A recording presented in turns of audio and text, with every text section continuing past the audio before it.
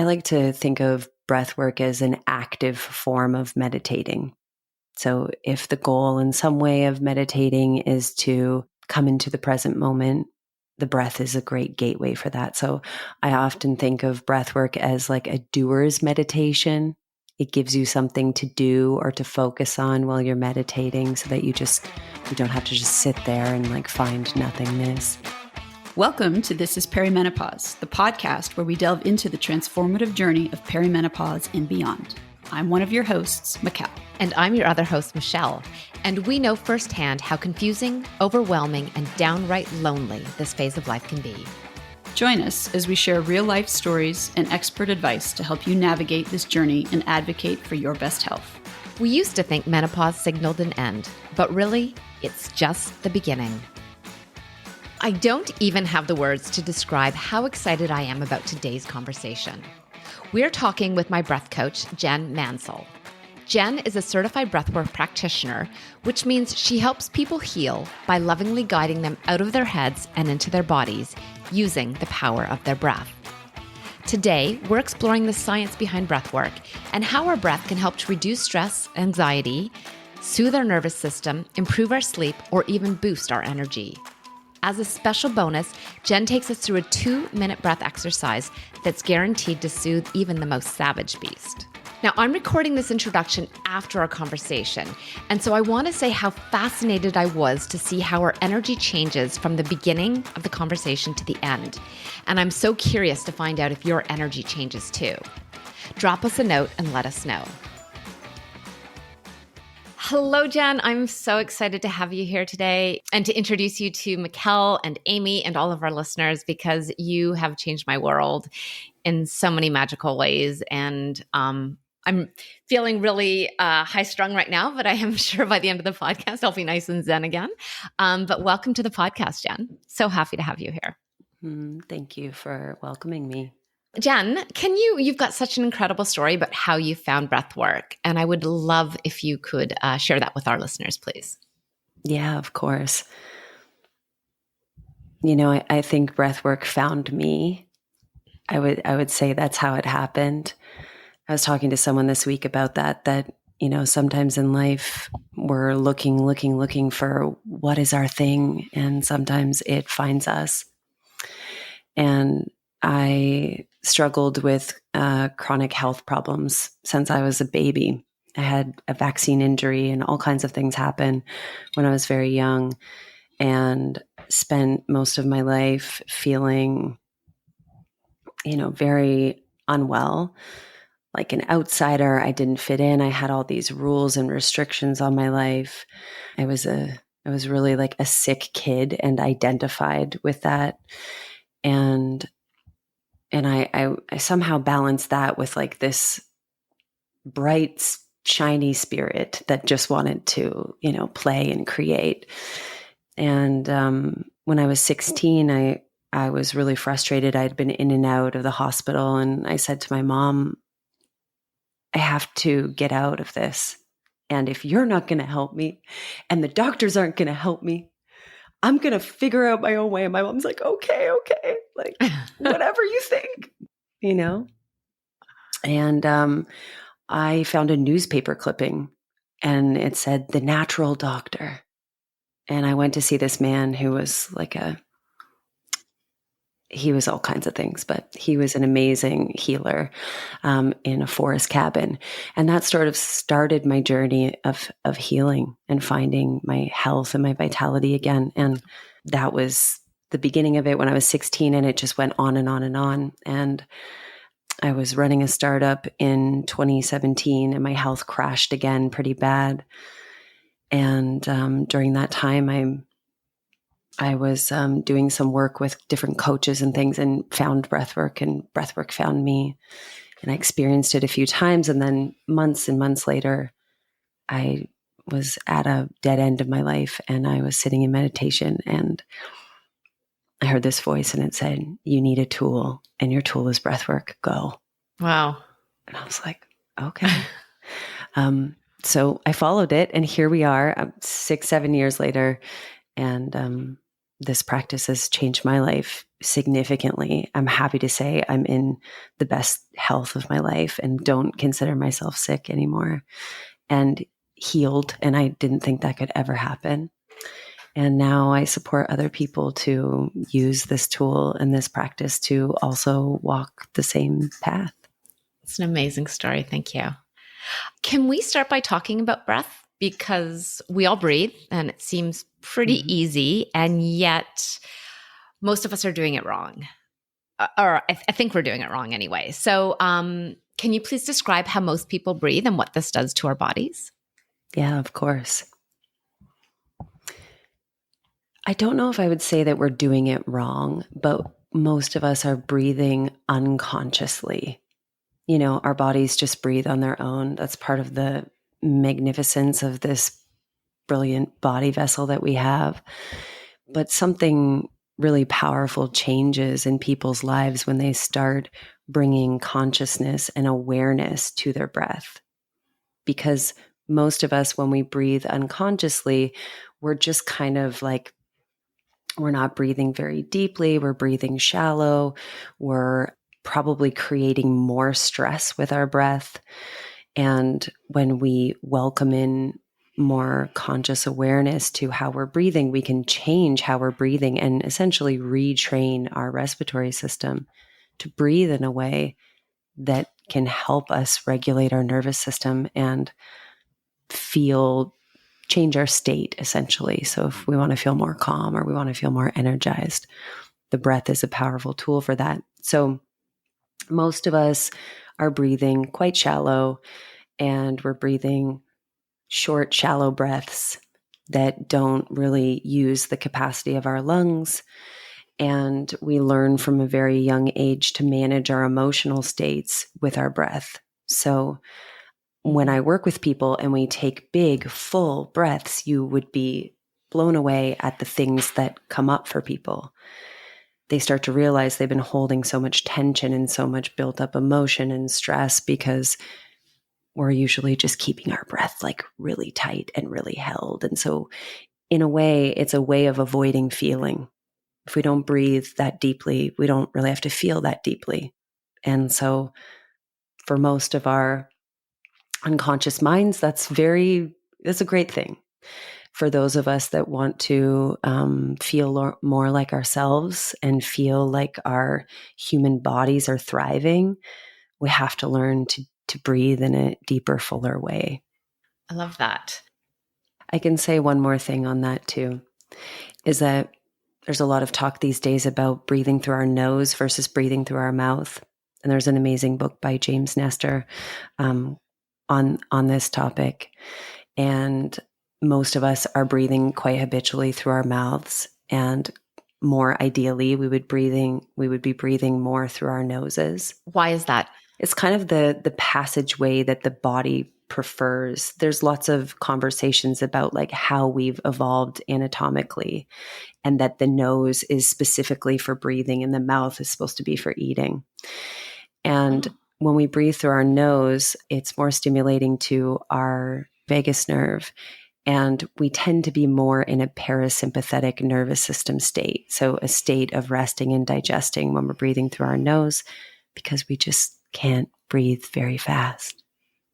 So try going for a run and breathing through your nose, and you'll figure out that it's very difficult to activate your nervous system in that way. So more ideally, we would, especially when we're sleeping, we would be breathing through our nose, as it's just better for our bodies overall. I have a question to follow up on. You said that when we're not breathing deeply, we're not able to feel deeply. Is that why we have a tendency to hold our breath when we're stressed? Yeah. So when we're stressed, we often have more sensation in our bodies, and our brain is more oriented usually towards action.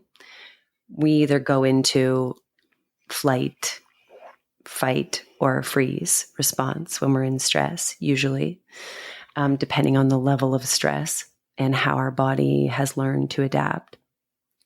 And so when we go into one of those states, usually our breath is oriented in a certain way. So if we go into a freeze state, our breath is like very shallow and not moving.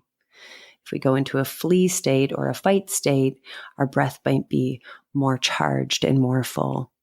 But in either case, we're not really breathing like full, deep diaphragmatic breaths. And so yes, our brain wants us to go into some kind of action to get out of the stress state and out of the overwhelming sensation of stress in our body. And so to orient ourselves towards like slowing down and feeling what's here is not what the mind wants to do unless we bring a higher conscious awareness to it and say, wait, I'm noticing stress in the body. I want to fight, flee, or freeze, but I'm going to stay here with my breath and teach my body and teach my mind that we don't need to be in this state right now. We can be in a different state. Does that make sense? It does. So it makes so much sense, because obviously way back when you needed to have a stress response because of a saber-tooth tiger or whatever it is that was the source of your stress, you certainly don't want to take a moment and figure out, okay, should I be reacting this way or should I not? You need the immediacy of that reaction. But, we're so stressed out on a chronic way that, now it would be really important to stop and say, okay, wait, why am I feeling this way? And how can you do that without your breath? Mm-hmm.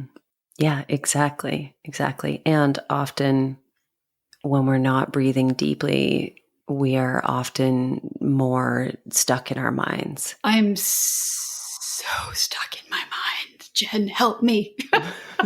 When I watch my clients doing breath work, the second they leave their breath in their body, I'm like, where'd you go?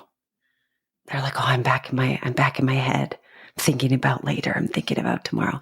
Come back to your breath. Come back to your body. Let's retrain you.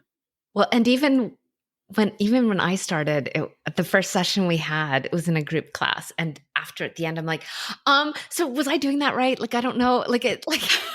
I got nothing out of the first set. Like I really tried, but really I was still in my head the whole time going, I don't know. Am I breathing right? Did I do that deep enough? Am I getting this right? It's really hard to get out of your brain and into your body, out of your head and into your body. I still struggle with that regularly. Mm-hmm. Yeah. It takes practice. Yeah. It's like building a muscle, building a new pathway. Yeah.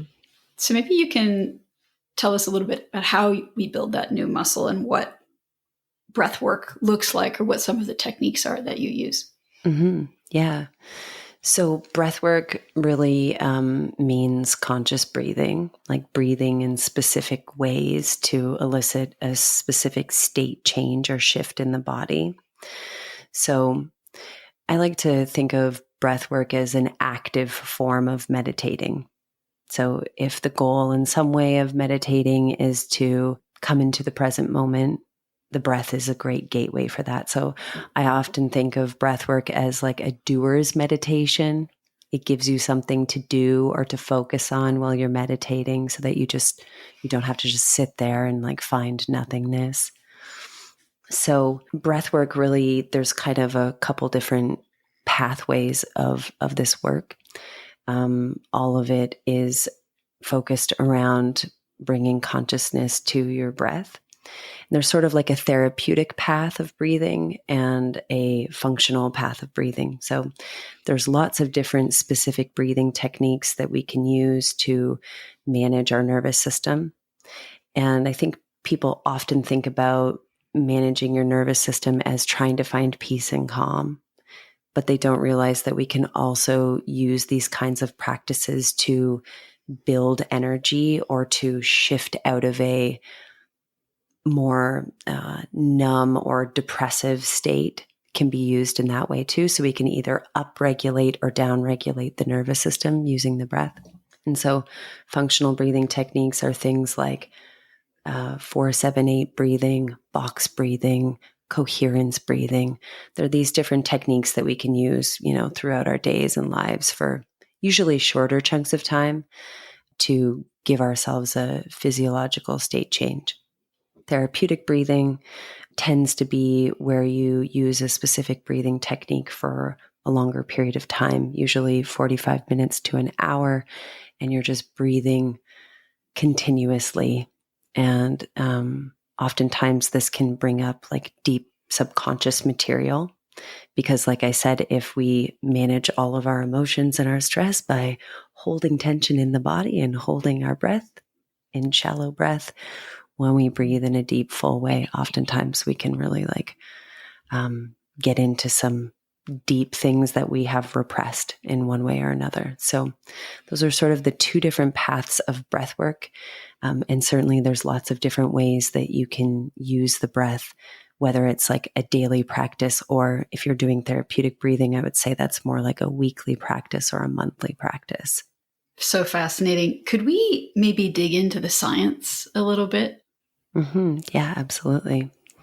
So, like I was saying, the breath can be used to downregulate the nervous system or to upregulate the nervous system, or really to find like a middle ground. So most of our nervous systems throughout the day, we wake up, our nervous system rises, our cortisol rises, we have energy, we're like on the go, we're making moves. And then at some point during the morning, we kind of come down again. And then middle of the day, we go up, then we come down again around 3 p.m. And then we come up right before dinner, and then we come down again. So essentially our nervous system is flowing like a wave. It's not a flat line. It's in motion. It's moving with us. If someone was wanting to upregulate their breathing, they would breathe more through their mouth, and they would take more vigorous breaths. What this does is this essentially activates the nervous system. It tells the body, wake up, tells the mind, wake up. We're on the move, even though we don't have to be on the move.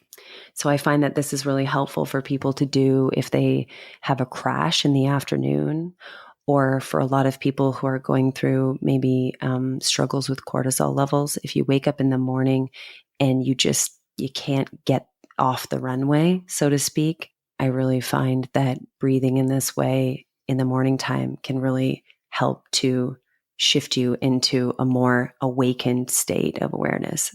I like to breathe sort of like I'm sipping through a straw. So I would go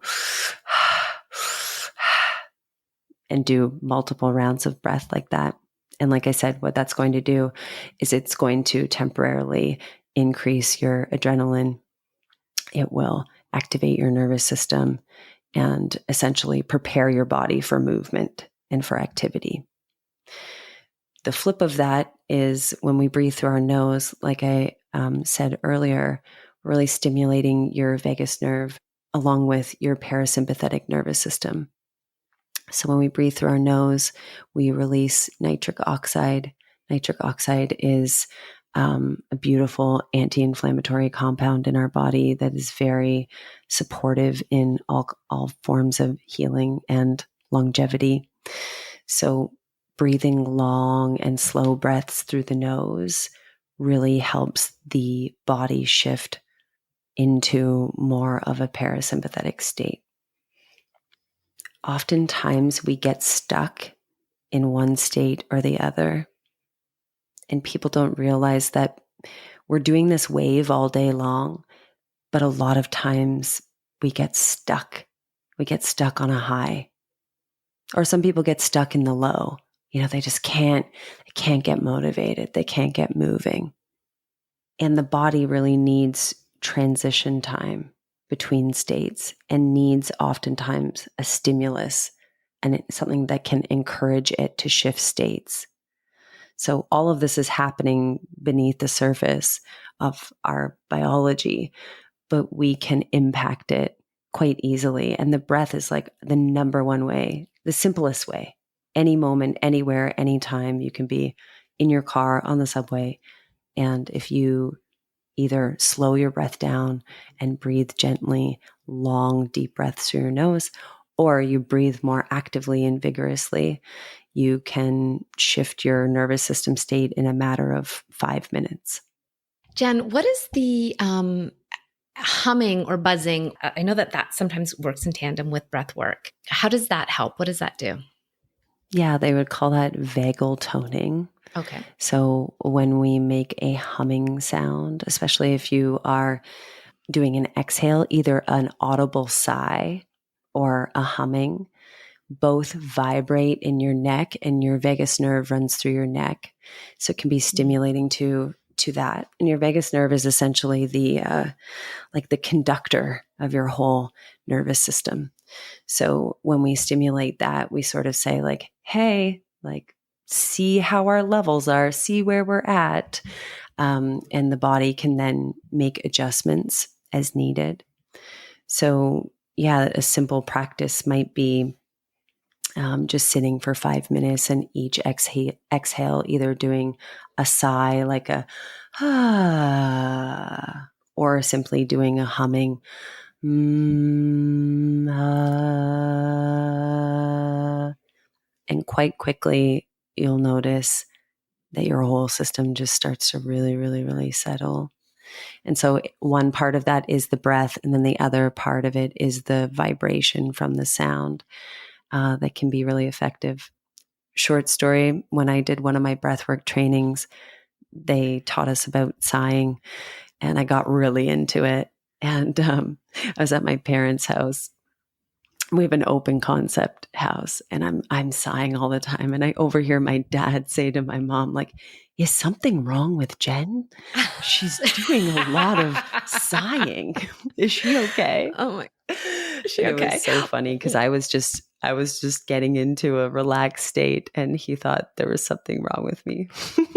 Well, Jen, when I first I heard you on a podcast. That's how I first discovered you. And you said something about sighing. So I would walk around the neighborhood during COVID, and I'm doing my like box breathing. And on the exhale, I'd be like, oh. And then when I started working with you, I was like, oh no, it's just a like, it doesn't have to be so aggressive and guttural. And I thought my neighbors must have thought I was crazy.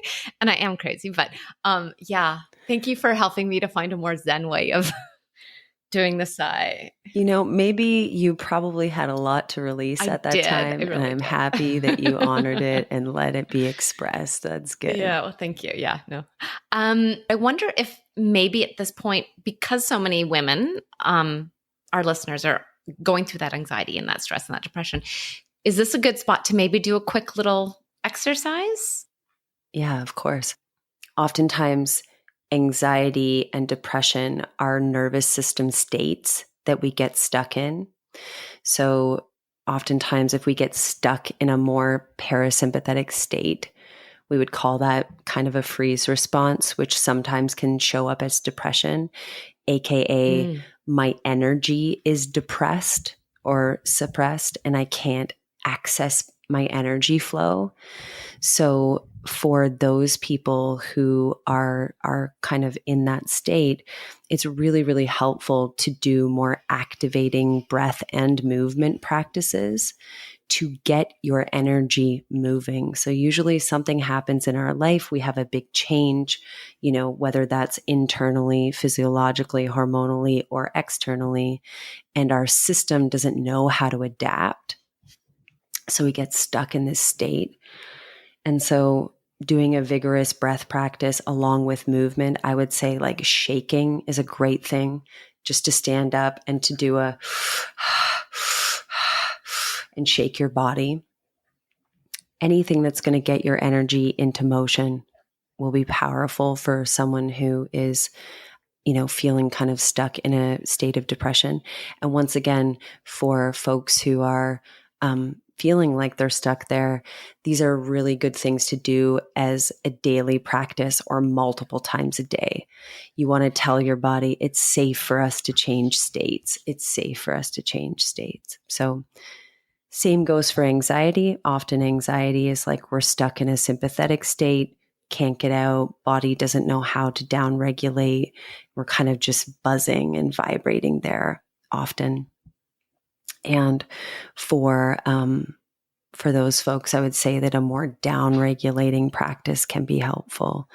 So whether that's, like I said, doing, I love 4-7-8 breathing, which is breathing in through your nose for a count of 4, holding for a count of 7, and breathing out through your mouth with pierced lips, very long and slow for a count of 8.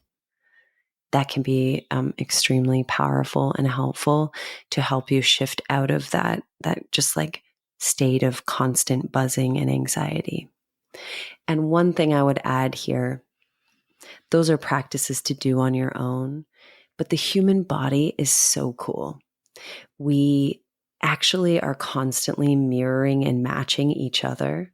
So kind of like you said, Michelle, when I came on here this morning, you said, I feel like my nervous system is unwinding. I'm becoming more zen already.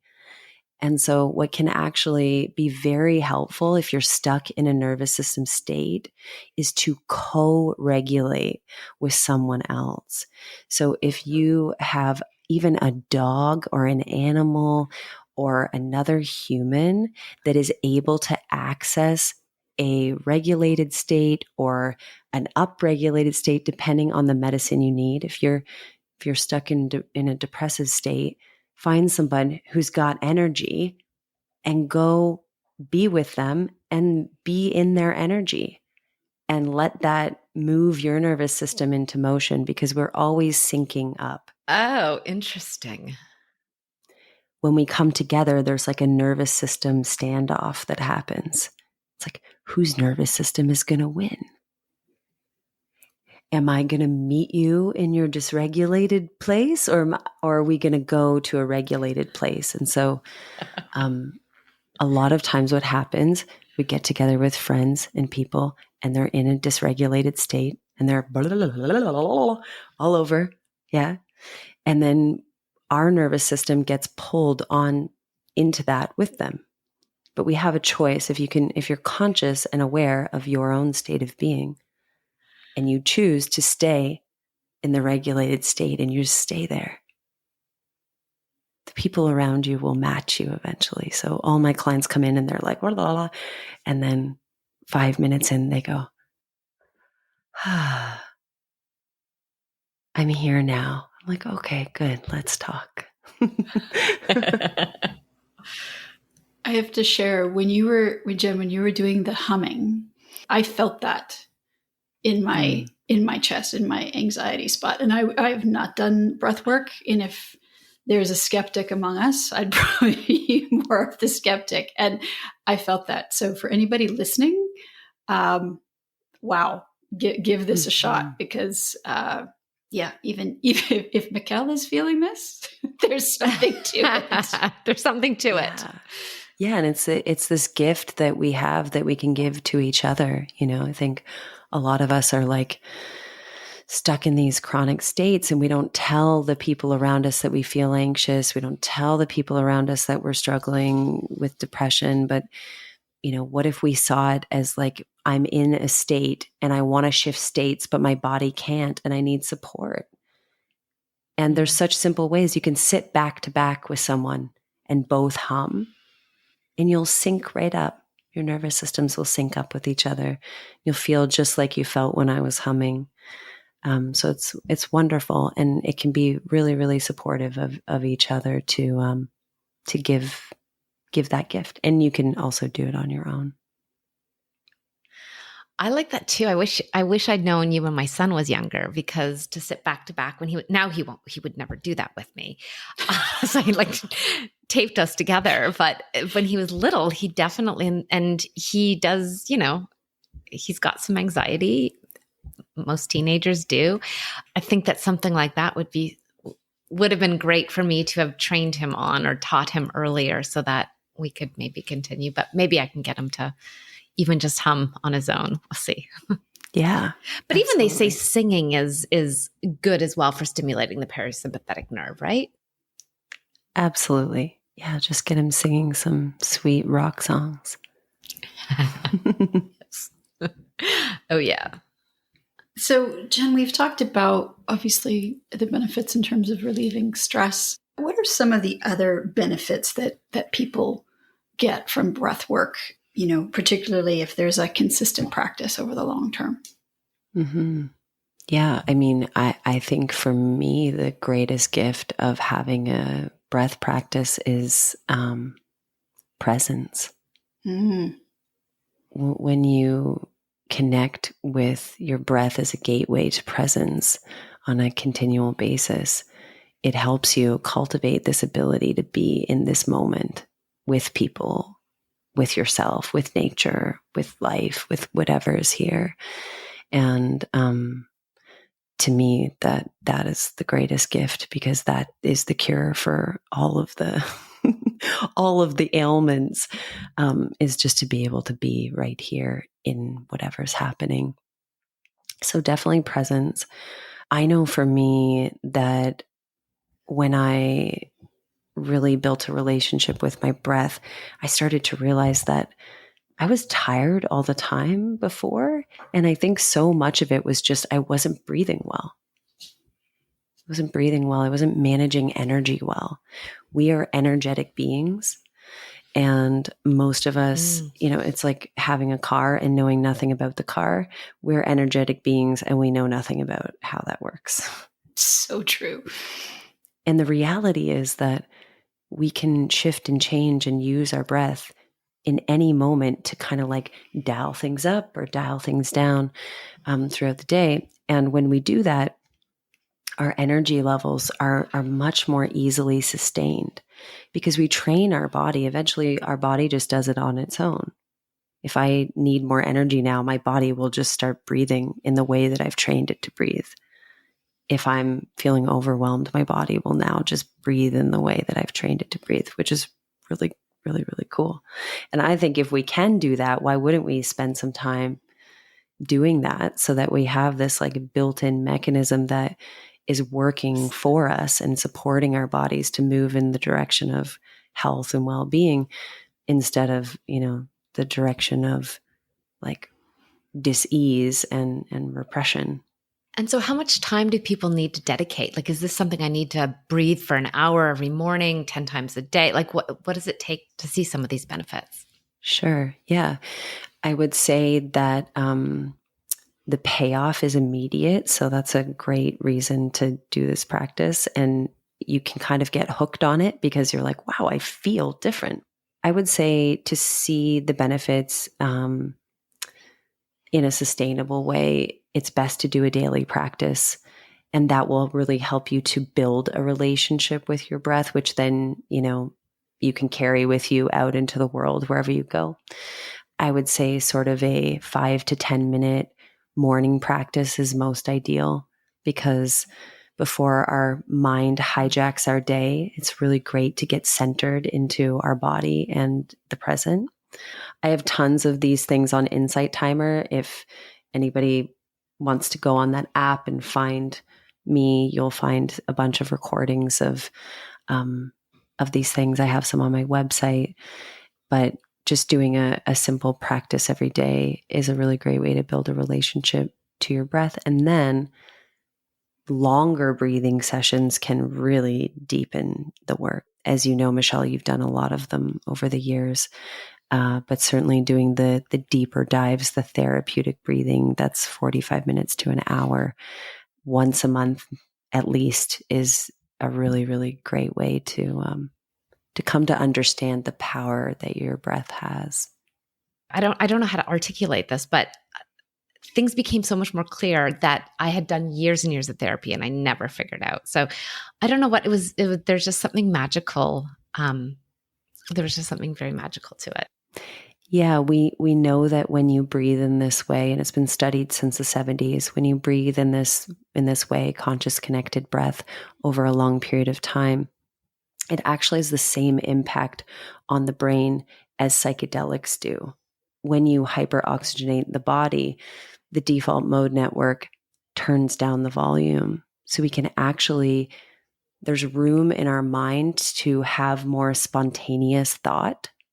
So things in that space where there's room for the spontaneous thought, oftentimes our subconscious material comes up, but we can kind of think about it in a different way or more creatively or make a new neural pathway around it. So oftentimes people come out of longer breathwork sessions and they say like, wow, I had such deep insight, or I realized I'm still grieving my mother, but I didn't know that I was. And I think it's really special because, we're so used to going around the world and everyone tells us how to feel and how to think and what is real for us.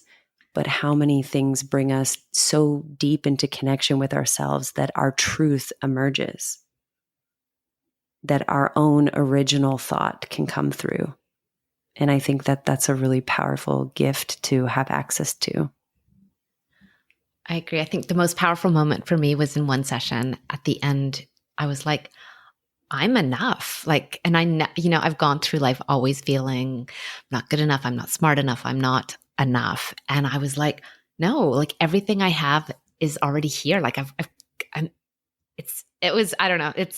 I've got chills. I've got tears. It was really powerful. So yeah, thank you, Jenn. Yeah, you're so welcome. That's a very powerful endorsement. And I haven't done this work, and I suspect a lot of our listeners haven't. Maybe you could take us through an exercise, Jenn, and introduce those of us who aren't familiar with this process, how it can work. Sure. Yeah, of course. Let's do a little bit of coherence breathing. So coherence breathing is a balanced breath. So the inhale is balanced with the exhale, which means that it's not really stimulating our nervous system too much or downregulating. We're kind of just like creating more of a balanced state of being. And so what we'll do is we're going to breathe in through the nose and out through the nose for a count of 6. So we'll breathe in for 6 and out for 6. And we'll do 10 breaths, and simply just being here and noticing the breath going in, noticing the breath going out. And we'll check in after and see what everyone's noticing in their body. See if you can notice a change in state from where we started in even just 10 simple breaths. So all you have to do is, I like to imagine that the breath is moving into my body, and I sort of imagine that my center is expanding outward so that we don't have to force the breath into our body, but that we're taking a nice full breath, and it will be slow anyway. So you'll have time to kind of feel into where the breath wants to be in your body. Okay. So just, I'm going to close my eyes and just take a minute to let my body settle here. And just see if you can bring your awareness to how your breath is already. We don't have to have judgment. We can just become aware of our current state of breathing.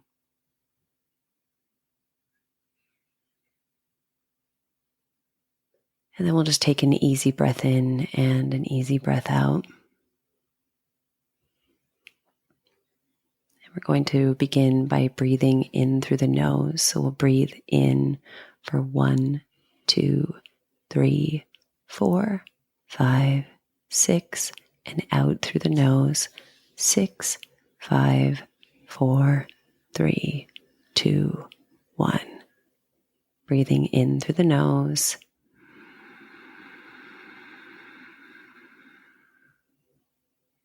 And out through the nose.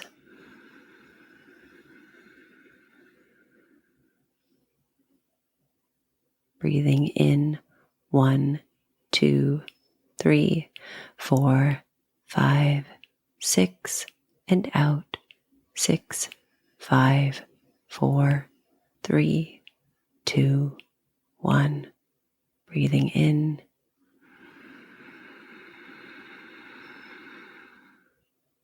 Breathing out.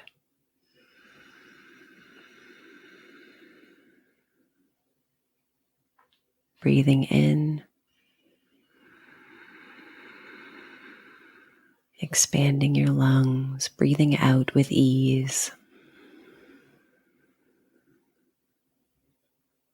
Breathing in, 1, 2, 3, 4, 5, 6, and out, 6, 5, 4, 3, 2, 1. Breathing in.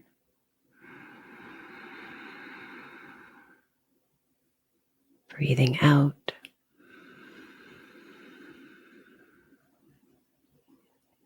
Breathing in.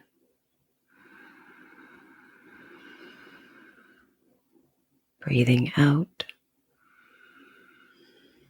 Final 2 breaths here. Breathing in. 1, 2, 3, 4, 5, 6, and out. 6, 5, 4, 3, 2, 1. Last breath in. Last breath out. And then just let your breath return to normal. And just see what you notice here. See what you notice in your body. What sensations are present? I notice like a dropping in my belly, like a heaviness, and sort of like a soothing warmth over my shoulders.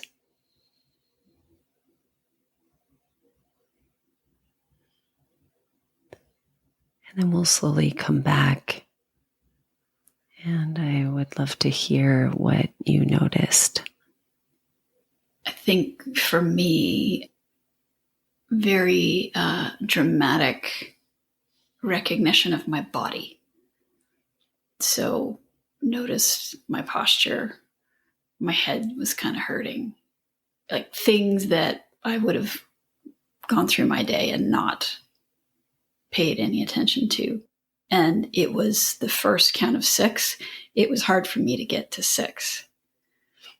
And then became not hard, which I think speaks to how I was breathing and how this might be a more beneficial way to do it. And then at the end, almost like a pulse feeling in my legs and arms and throughout, and not in a bad way, in almost an awareness of, hey, I'm here. Yeah, wonderful. Thank you. I think for me, similar to what Mikkel said, I could feel like my breath was getting caught at first. And then by the end, it was just fully open and expanded. And I always have that. I find that I do a lot of the inner safety daily practice.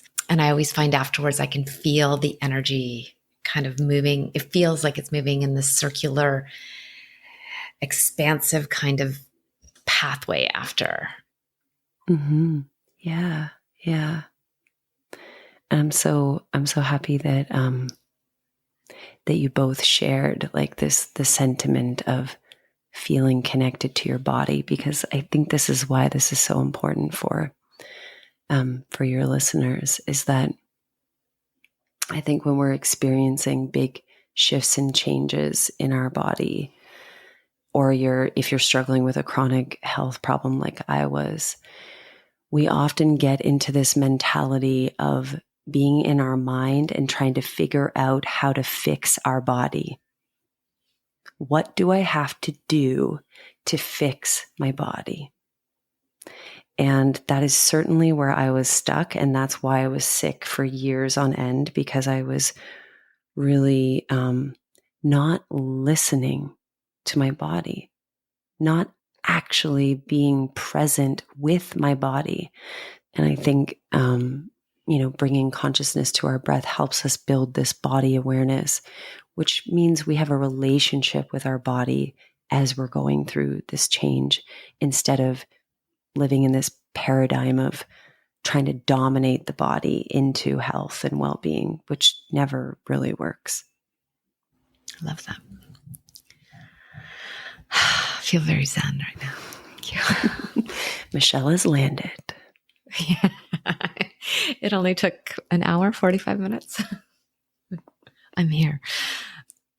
Wow. I can't believe the impact of even that short exercise. I'm sure for those listeners who have either just been listening or maybe actively listening, they would love to know more on how they can work with you, particularly as I think this needs to be in everybody's perimenopausal toolkit, right? There are lots of approaches to managing perimenopause, but I think what hit me over the head was listening to your body instead of trying to fix and dominate your body.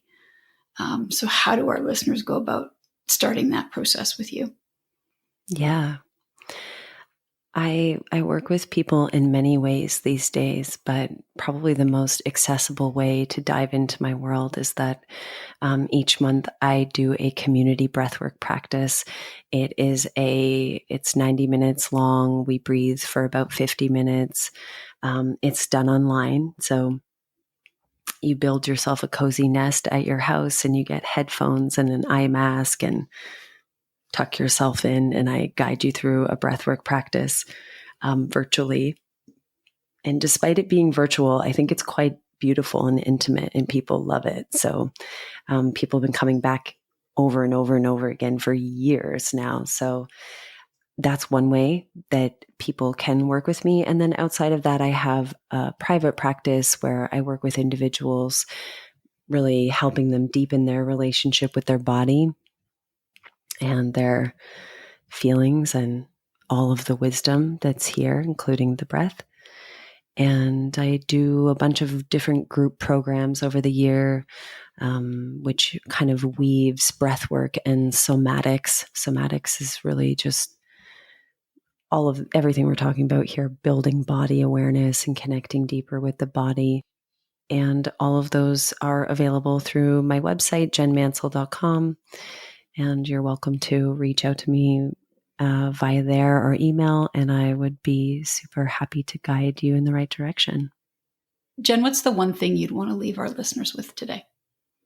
I think I would love every woman to know that there is a way of feeling deeply connected and empowered in your body, even if you're unwell, even if you are navigating like deep challenges with your health or your hormones or whatever it is. Your body wants to be alive and wants to feel joy. And there are so many powerful ways that you can get connected to yourself and your essence, like the part of you that was the young girl that was vibrant and playful and is right there, just underneath the surface. And it's actually not as far away as you think it is. And I guess my nudge would be, instead of going out, go in and see what's there, because there's so many gifts within you that you may not know already. Thank you, Jenn. I hope everyone who's listening takes you up on your community program or reaches out. This has been really impactful, and we've, I'd say, just scratched the surface of what's possible with breathwork. So thank you very much. Thanks for having me. Everyone's so calm. I'm like, I feel nourished by this space with all of us. Jenn, I was just thinking, like, we started, I was like, oh! And now, like, I think all of our listeners, hopefully no one's driving, like, they've gotten too zen. But should put a disclaimer on this before listening. Pull over. No, this was incredible. I think we've all reset, and I think that I definitely needed that. So once again, it's been magical. Mm-hmm. Thanks for having me. It's an honor. Thanks so much for listening to the show.